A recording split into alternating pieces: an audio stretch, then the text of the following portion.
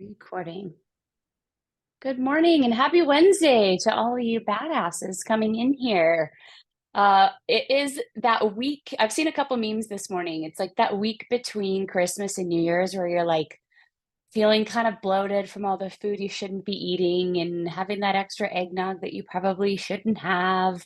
And yet there is something merry and comfortable about this week. So hats off to every single one of you who hopped on here today. I thought it'd be a really good time because I typically spend this week really reflecting and thinking about, what my year was like and what I want my next year to be and who I need to become, to kind of launch myself, my business, and the people around me, and how I can continue to be a lighthouse and somebody who brings connections and brings actual value into this world. And so I thought this was a really appropriate time to hop in here and share some takeaways from our event. It was a pretty impactful event. I'm not just saying that because I hosted it. I actually wasn't even a keynote speaker. I had four really incredible people that got up and spoke to the entire room.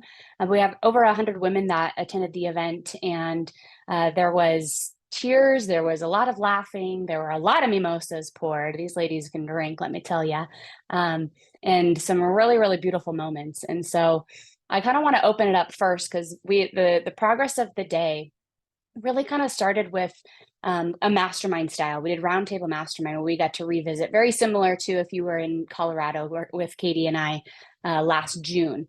So Friday of that particular event was kind of that mastermind style. So we did a shortened version of it. And we really got to reflect on who we were as little girls and who we wanted to be as little girls. And so it was a kind of a unique framework in regards to looking that far back and seeing who we were and what has impacted us as women. And so we talked through a lot about who we wanted to be, how that relates to what we are now. We got to bitch and moan about our industry that we're in, which is really fun. And then we also got to talk about the great stuff about our industry as well. We then moved kind of into wartime versus peacetime. And then we had some incredible speakers. So we had Christy Campbell come up and she talked on health and taking care of ourselves and prioritizing ourselves. And then we had Jen come up and she spoke about, I guess it was Courtney next, but Jen came up and spoke about, trusting hard work. And then Courtney came up and talked a lot about talking to your clients as investors and really how do we get them to think outside the box of just buying and selling real estate, but truly building wealth in this industry, because that's an incredible vessel and a vehicle that we have. And then Zen got up and really just kind of blew the room out for the rest of the day, really connecting with, who we are, who we're meant to be, what fear looks like in our world, and how we can start dispelling fear. So I'd love to hear from anyone who was there in regards to some top takeaways, and let's just kind of let this conversation flow. Who wants to go?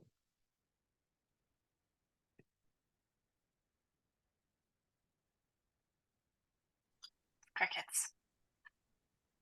Okay, I'll start. Okay, so I want to say that I really enjoyed the event. I felt very empowered by everyone. I felt empowered by all the energy in the room. Um, I felt like I had a takeaway from every single person that spoke, and I felt like they spoke right to me. I mean, I just felt like I could connect with every single one of them, which was pretty amazing. Um, and I didn't realize this was probably my first women's event. I mean, honestly, and being in this industry for 25 years, that's really sad to say. So I can't even tell you guys how amazing it felt to me that so many people are in that same place that we Appraiser. are. And then, and so many people have been in the place that we've been, and I've been really quiet about things that have been going on for myself in this industry. Always felt like I had to have a certain, um, I had to talk a certain way. I had to relay a certain thing and not really be my full, um, real self. And it made me realize that I could be really honest, and that was, I mean, that was so empowering. I can't even tell you. So thank you so much, Rachel, for inviting me, because it was really amazing. Kathleen, that's such a great point, like such a great takeaway. I told this story a little bit of how Michael got me back into this industry, because in the early 2000s, we were in it, right? He was a builder. I was on the administrative side of real estate in a Windermere office in Bellingham, Washington. And when we went through the recession, I didn't ever expect to get back into real estate ever, like ever. We were obliterated. And when he wanted me to get back in, I told him that I was not going to be stereotypical real estate agent. I wanted to blow the stereotype out of the water. And that means being completely unapologetic. Like who we are is our brand, right? And I think that was one of the big themes of the day, was like we have so much fear about trying to be somebody, and just like you said, Kathleen, say the right thing and follow these perfect scripts, and follow this mold of what a real estate agent should be or what we think it should be. And really, at the end of the day, we need to be completely unapologetic about who we are, because who you are is exactly what your clients need. So Yeah. that's a great takeaway. Thank you for that.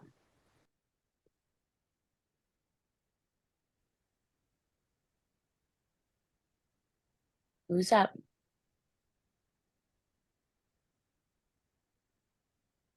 I'll go ahead and share. Can you guys hear me? Yes, Carol, thank you. Right down a little. So I belong to a group called Women of Strength. And I have to say, I was super impressed with this event. So I'm so appreciative that there was a couple gals on your team that invited me to come. I'm down in the Pierce County area, so it was a drive and a trek. And I have to say, I was really excited, because what I saw was realtors helping each other. And in our industry, women don't do that. And it's really sad that women don't do that. Sorry, I get choked up over this subject because I see it so much. We tear each other down. We don't support each other. I'm a lender, so I'm not a real estate agent. But what I liked is I saw a group of women lifting each other up and wanting to help each other and wanting to support each other. And that to me is exciting. I love that. I think that's the best part about this event, is that, again, you said, be yourself, be who you are, and embrace that. But what I got from it too was help each other. There's plenty of business for all of us. We all attract a different type of a person, and we're going to deal with work with people that we like, we know, and we're all going to, like I said, attract a different type of person. So it's really exciting to see support of each other, and I am excited that you're continuing this. So thank you so much for letting me come. Yeah. I think that's, one of the things that connects Katie Day and I, and like this whole women's leadership mastermind and Studio CEO. One of the reasons that we decided to kind of like bring our worlds together was that exact thing. Like, regardless of whether we're in the same market or not, like if we're helping each other, I would much rather work with somebody who has an equal level of empowerment as I do, because I know that they're going to take care of their clients at a high level. Right. So I absolutely agree and love that, Carol. I'm so glad that you came. It was really, really awesome to have you in that room. Very cool.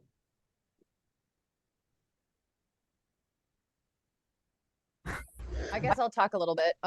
So as someone who attended the event in Denver and the one in Everett, it was really nice to see how the effects of this talk truly changed the vibe and the feeling in the room.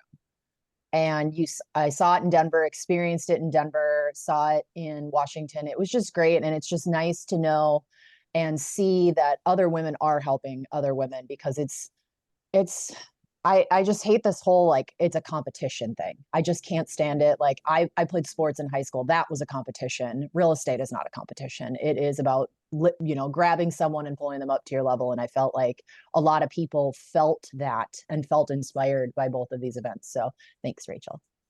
Thanks, Cass. And Katie.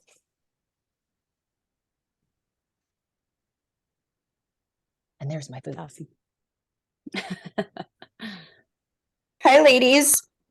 I won't bless you with my face. I'm home with the flu and the baby, so bless me. Oh, sorry, Anna. I still have wet hair from my shower and I'm in pajamas, so it's okay. Nice.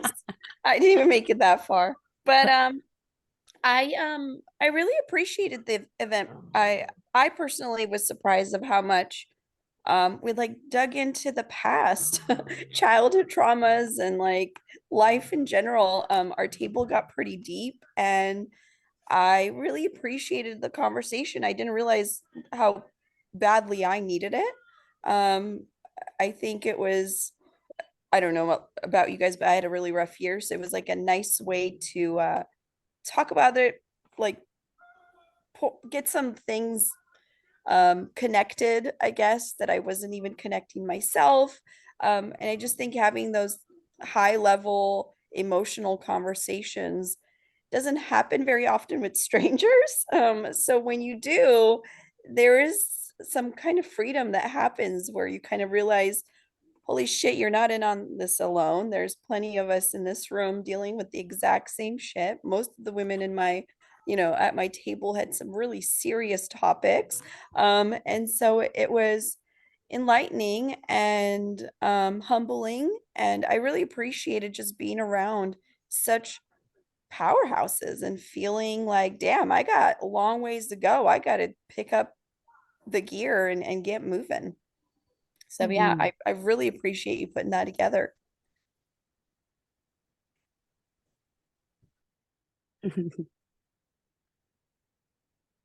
Yeah, I think that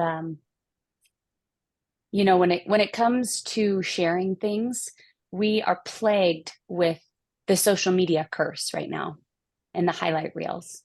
And everybody wants to share the good stuff and everybody wants to be a light. And so they share only the good. And to get in an environment like Anna, you put yourself in that environment, you participated and contributed to that environment, right? Like there was simply a facilitation of conversation. Like I didn't force anybody to dig deeper than they wanted to. But when Totally. you have a bunch of people around who truly actually care, because I think all of us as women, like it's in our nature to care. That's why we're in this industry, because we want to help people, right? We like to serve people. We want to be somebody who helps others. And I think one of the biggest takeaways, and I've known Christy Campbell for many years, but one of the biggest takeaways was she called out the entire room, and she's talking about how, you know, she's like, you have the skills to take care of yourself physically, mentally, and emotionally. You have the skills. You prove it every single day, right? You show up for showings. You go and meet buyer consultations. You go on listing appointments. You make your phone calls and you call your clients. She is like, you don't go, oh, whoops, yeah, sorry, I didn't make it. I didn't really feel like going to that showing this morning. But we do that to ourselves all the time, and we Right. make an excuse as to why we don't do something all the time, right? And I think that was one of my favorite moments when the entire room was like, oh shit. Like everybody in the room was called out. It was pretty epic. But to be able to dig into the connections, Anna, like you said, between some of us had rough years, some of us didn't, some of us grinded through, but some of us had a really rough year in 2023 and it caught us off guard because business is changing, the market is changing, and real estate in the industry is completely changing. And those of us who are kind of waiting for it to go back to something, maybe got caught with our pants down a little bit, like we need to like change it up. So I think it was a great time to be able to reflect, and that's exactly kind of what this conversation is about too. Like how can we take the things that we learned from this event or the things that we realized about ourselves from an event like this, or ahas with conversations with high level women like in this room, in this mastermind, the women's leadership mastermind. How can we take these and bring them into 2024? Let's pivot to that. Like what can we take what we learned either at this event or in conversations we've had into the next season?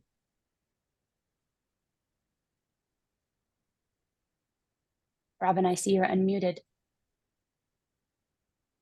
I think my biggest takeaway was when Christy talked about the calendar blocking, and like if you have a commitment to yourself, put it in your calendar, because you wouldn't just not show up for an appointment, or like I wouldn't just not show up to the office on Monday morning. So and it's like I fool myself because I put it on there. I'm going to get my steps in tonight, and then I easily just don't do it.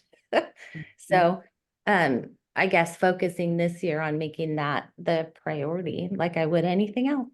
So yeah. Absolutely.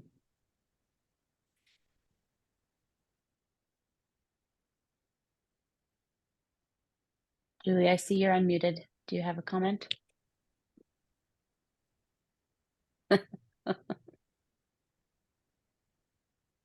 Oh, I can't hear you. I don't know if your microphone's on.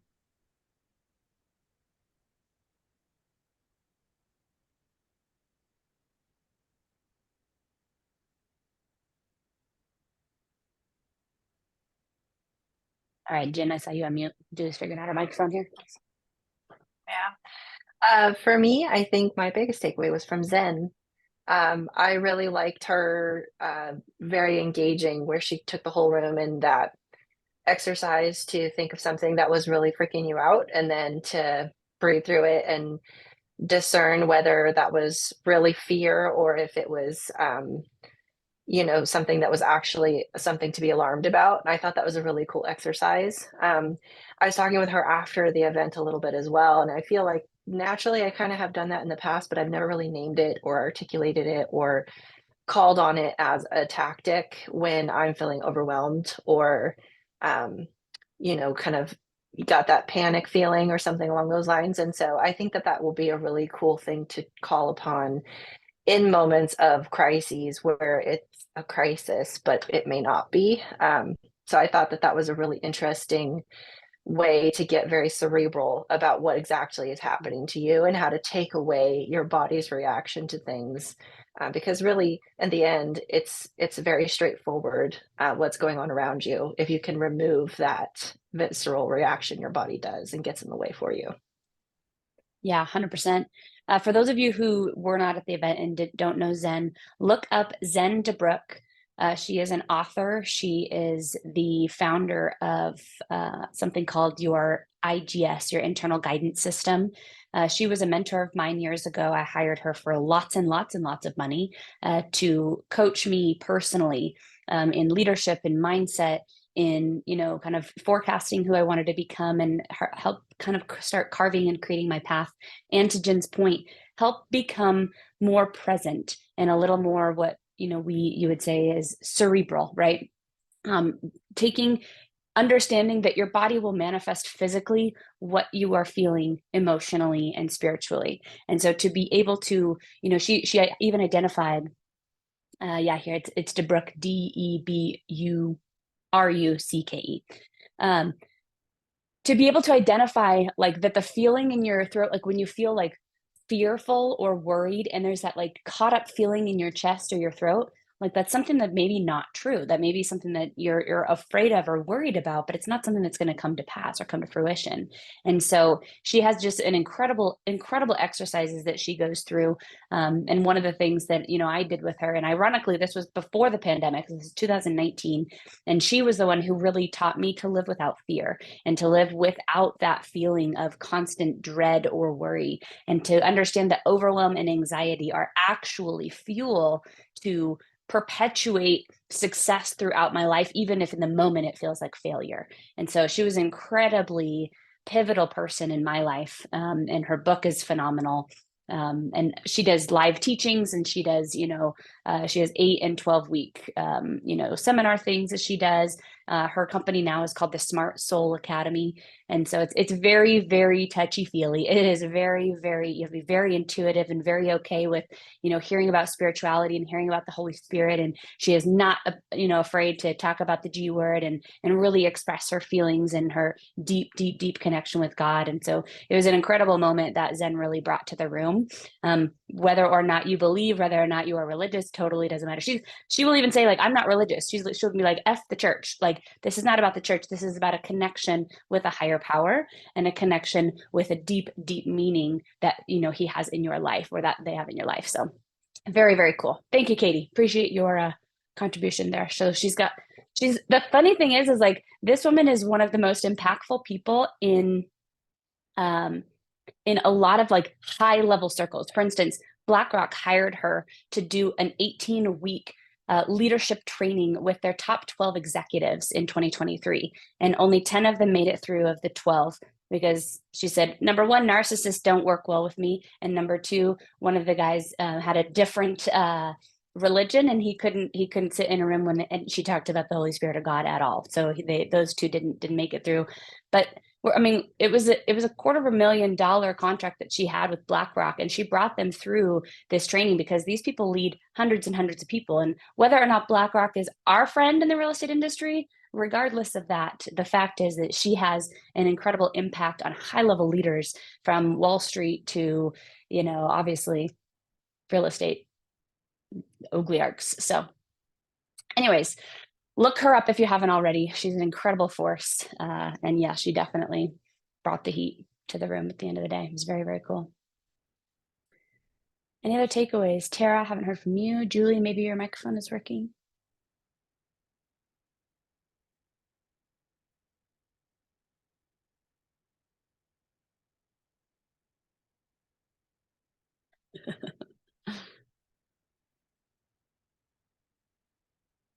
Did anybody take anything from the room that they felt like was an aha for application into their business?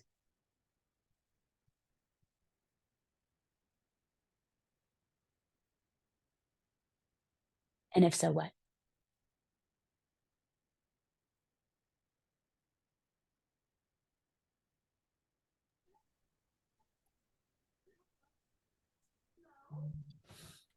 I liked Courtney's talk about helping your clients become millionaires and how the relationship we like to build with them, you know, in perpetuity doesn't necessarily mean helping them buy again in 3 years or sell that house that you just sold them in 3 years, but really have that conversation where you can help them build their wealth.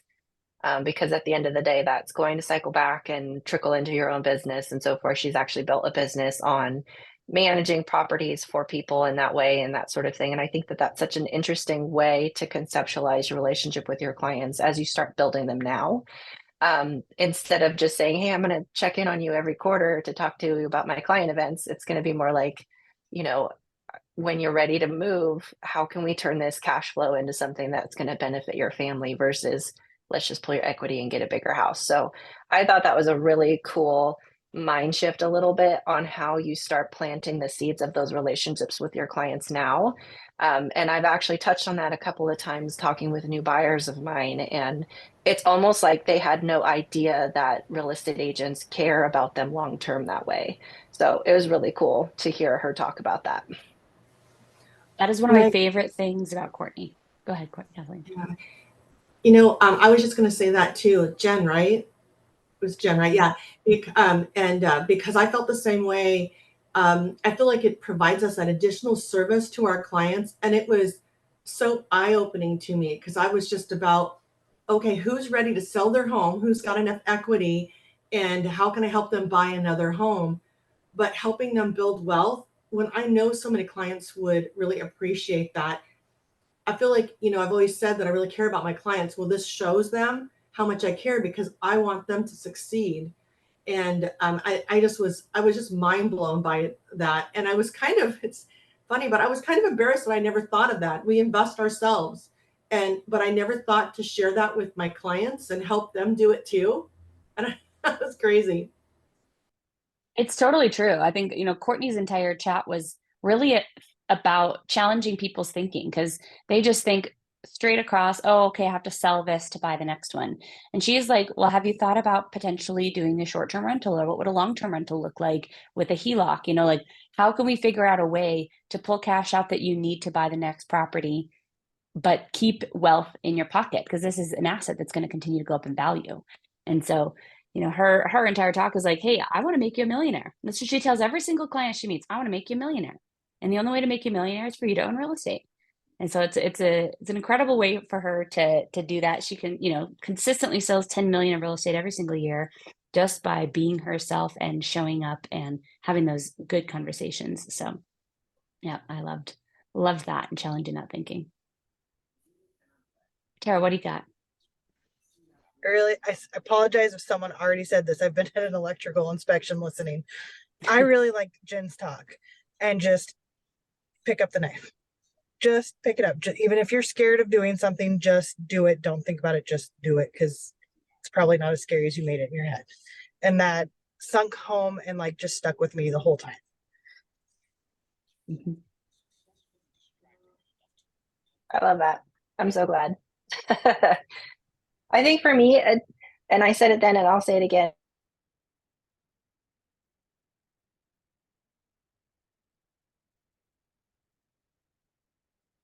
And be like, hey, the only way out is through. As soon as I do this hard thing, I'm going to be on the other side and I'm going to be way better off and know that and trust it. It's a game changer. So I hope that really sinks home with you this year, Tara. That's awesome.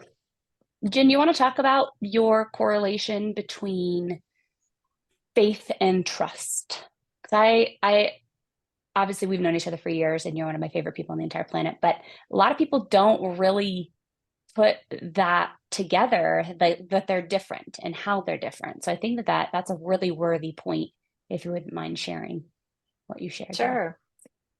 Yeah, so a lot of people think that those two things are synonymous, and they can be depending on how you use them, you know, what you're talking about, but they are slightly different. And so um, faith means belief in something without having any proof, right? You have faith in a higher power, you have faith in, you know, religious things. Typically, a lot of times you have faith in, a lot of people have faith in science, you know, whether they see where that goes or not. Um, but trust is something where you can you have a surety about something. It's almost like there's the proof is in the pudding. There's a track record. That's when you trust something. And so in order to get yourself where you want to be, a lot of times we can't start with just faith in ourselves and the faith in our worthiness of, you know, hey, we're a high powered agent or a high powered lender, or, you know, we're at the top of our game. We can't have faith in that immediately. We have to have trust. We have to build trust. And that's where you're grinding, where you're trying to get your track record, you're trying to get your proof in the pudding. And when you're first starting out, especially a new endeavor, because we all restart something. Hey, we're restarting a year now, right? Could be you're starting a new on a team or some new iteration of your business. Where do you get the proof? And I called on the room, you know, a lot of times it's in rooms like this, even this mastermind room, where you have to rely on the borrowed belief of the people around you. You know, when you are surrounded by people that are doing things that you want to do and they're doing them better than you see their track record and you can borrow it for a while and just put your head down and work. That's where you're going to start acclimating and accumulating, your own proof. Once you're able to do that, eventually you start to have faith. Like naturally, you roll in, you don't even need to look behind you anymore because you've done it so much. You're suddenly faithful to who you are, that you're worthy. You are climbing, you are worth that success. And it really is a matter of just trusting the grind, trusting that it's hard, trusting that you're gonna put those wins and those check marks in the boxes behind you. And by doing that hard thing over and over, it's going to be hard. If it's easy, then that's when you get suspicious. Mm-hmm. I loved that. That's probably one of my favorite, you know, takeaways from Jin's talk was that if it's difficult, ladies, if it's difficult, you're probably doing the right thing. You're probably doing exactly what you need to be doing. When it starts feeling easy is when you need to be worried that you're either becoming complacent or you're not going to get the results that you're hoping for. And that really was a huge takeaway, especially in this market that we're moving through and into. You know, there's a lot of people saying, and a lot of economists saying, okay, interest rates are starting to creep back down. We're going to see a lot of pent-up buyer demand. I totally agree. I think that's completely true. But it's not going to feel like it did in 2020. It's not going to feel like it did in 2021 because buyers have learned to be skeptical and to be cautious, right? And sellers want to continue for it to be easy and for pricing to continue to go up. And it's not. The hard part isn't necessarily going to be the selling of the houses. The hard part for us is going to be the people. That is going to be the hard part.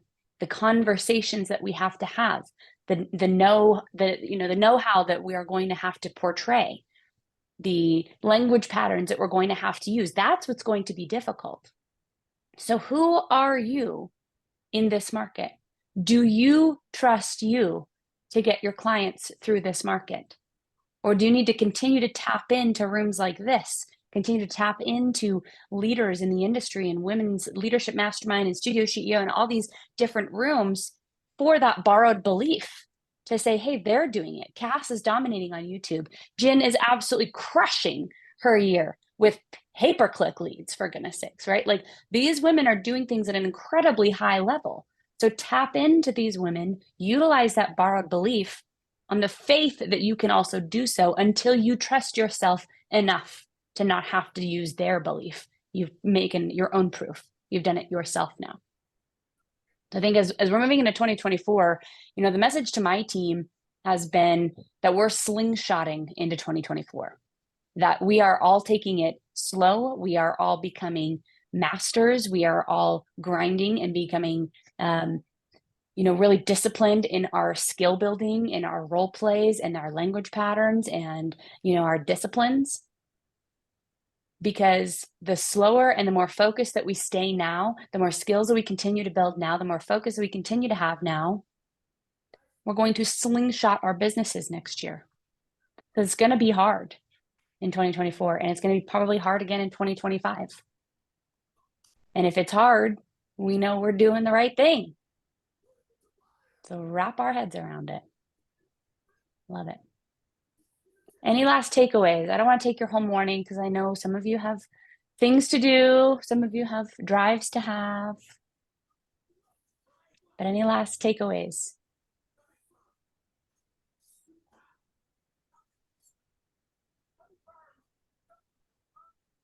All right, what one thing, maybe not from this event, but from any conversations or masterminds have you had, what one thing are you focused on in 2024? Maybe even just Q1. Our team is kind of working in what we call the 12-week year. So we focus on 12 weeks at a time. But what is one thing that you are focused on mastering in the short-term future?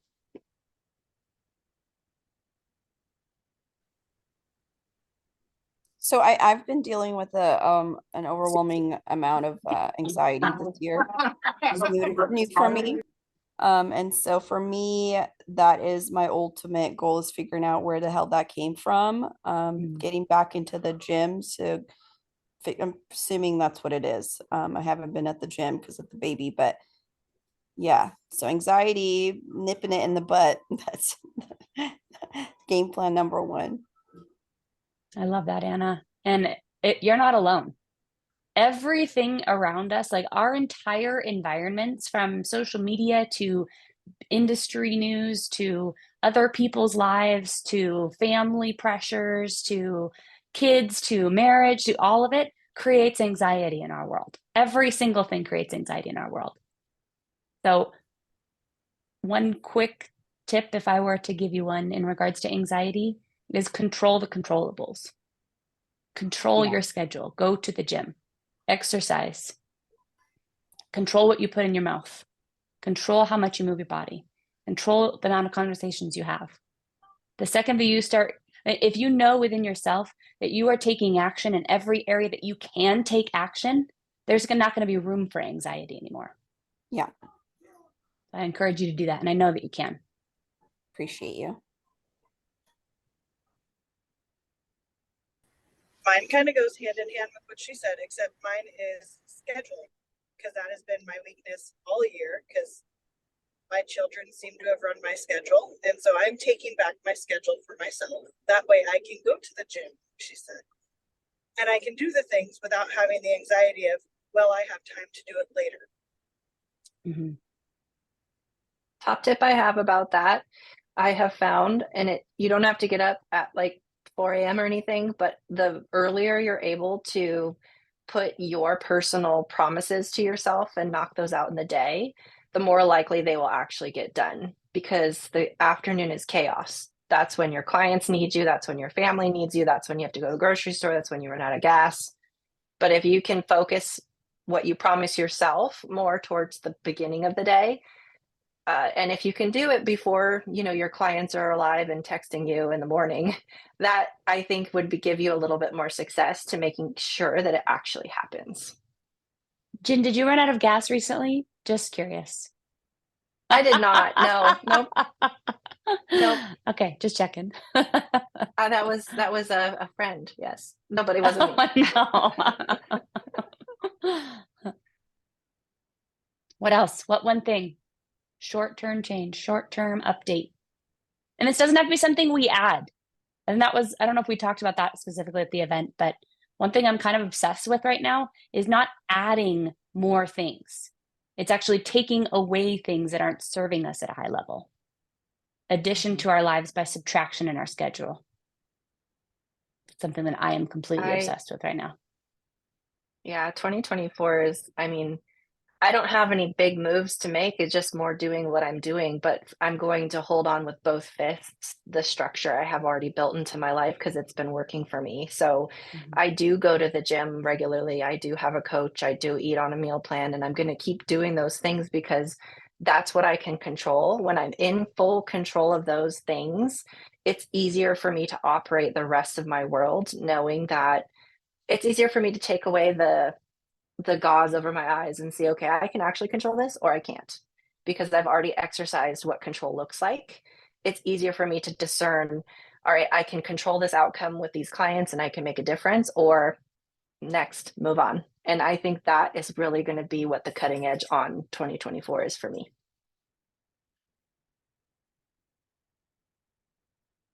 You're muted, Rach. What are the odds? I shared this with Katie earlier today, but I put it in the chat just now. Ed Milet did a really phenomenal podcast last month about how to win in busy season. And, you know, not everything is super applicable, but there are 3 or 4 nuggets in that thing that are game changers that I am absolutely implementing that, again, aren't really additions. They're almost more subtractions from my schedule. They're just more conscious level decisions throughout my day and in my time blocks. So I highly recommend that you listen to that and have some takeaways like I did. If you're feeling like, okay, I'm busy, and it might not be that you're busy in business. It might be that everything else feels really busy and it feels a little bit chaotic, or, you know, like Anna said, it feels a little anxiety riddled, right? That's okay. Like, that busy season is busy season, regardless of what that looks like. Our goal, of course, is to continue to have and get busier in business because that's going to be able to fuel our personal lives. But that podcast had a really, really, really good takeaways on how to win, how to stay focused, how to keep the main thing, which is a big, big thing in our world for sure. Any final goals, takeaways, implementation items, things you're focused on for the short term? I've definitely spent probably the last month. I've noticed that my business usually goes on fire come January 1. So I've spent the last month preparing, getting my systems together so I can do a lot less manual work and a lot more automation. And I think that's going to bring more life to me because I feel like I've done so much manual work for the last about year and a half that I needed to finally give in and let the computer do the work for me. The other thing I'm working on currently is hiring both a VA and trying out transaction coordinators because I'm the girl that likes to do everything herself. So learning to let go and let other people, you know, take some of the reins. Proud of you, Cass. It's like that coaching is paying for itself. PK is doing an okay job. Love me some PK.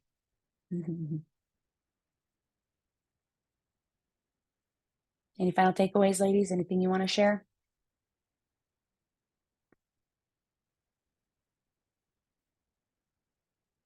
All right. Quiet, sleepy bunch this morning. Much appreciated to those who contributed to this conversation.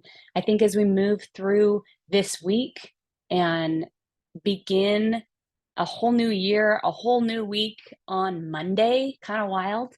I saw a post this morning that said, you know, Sunday is New Year's Eve, right? It's 12/31/23, which is 1-2-3-1-2-3. Kind of a wild date, kind of a wild time. But I think if we spend the next couple of days really prioritizing in our brains, prioritizing our schedules, getting prepared personally, mentally, emotionally for the things that we want in this coming year, and being really realistic, taking all of the things that we've learned this year. I think that there's been a lot of education and there's been a lot of masterminding. I think there's been a lot of conversations this year.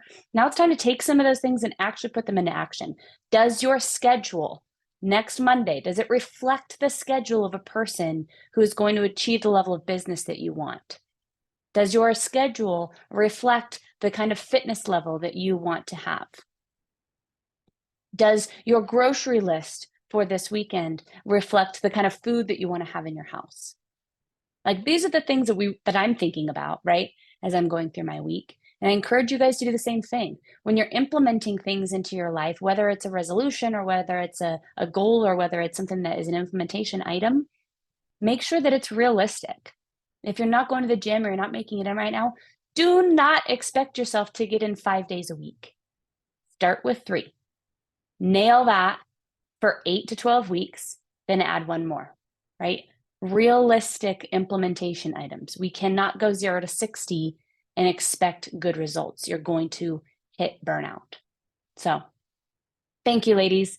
So glad that all of you decided to take your Wednesday between Christmas and New Year's to spend a couple of minutes with me and with a bunch of these badass ladies. So thank you all.